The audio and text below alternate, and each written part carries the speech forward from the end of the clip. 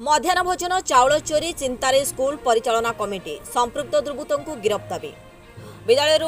Mid day meal चाउल चोरी चिंतारे परिचालना committee और खोद प्रधान शिक्षक एभली अभावन घटना देखा मिली बांकी थाना अंतर्गत महाबेरणा सरकार उच्च विद्यालय ठारे विलंबित राति विद्यालय स्टोर घर ताला भांगी चोरी होईछि 11 बस्ता चाउल अर्थात जार आकलन 5 क्विंटाल ऊर्ध्व चाउल। घटनास्थल में ताला भांगी पड़ रही बेले दुर्बृत्तर टोपी पड़ रही जो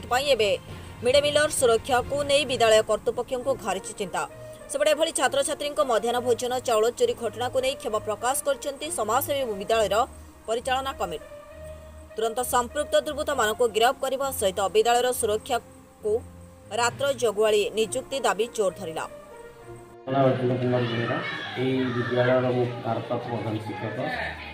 आज स्कूल में पहुंचे समय खबर पाली आसिया समय चोरी देखी कौन चोरी दुर्बृत्त मैंने 5.5 क्विंटाल पाखापाखि चाउल ताला भांगी स्टॉक घर चोरी कर तेणु या पूर्व किसी असामाजिक व्यक्ति अनेक स्कूल चोरी करूँ आशा कर चोरी संपृक्त हो पारती तो जी भी था कहीं यार भी प्रकरण करागले खाली विद्यालय तरफ आम आशा करूँ प्रशासन प्रकरण कर तार मु बांकनी प्रधान महाबेरणा गवर्नमेंट हाई स्कूल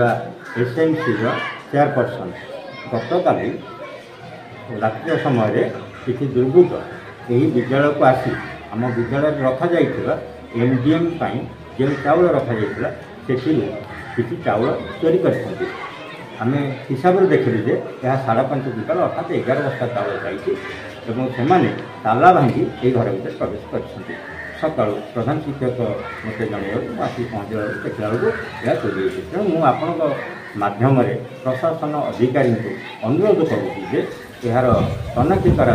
दोषी को धरी उपयुक्त दंड देवे आम उपकृत होबू और भविष्य में निरापद भाव यही चाउल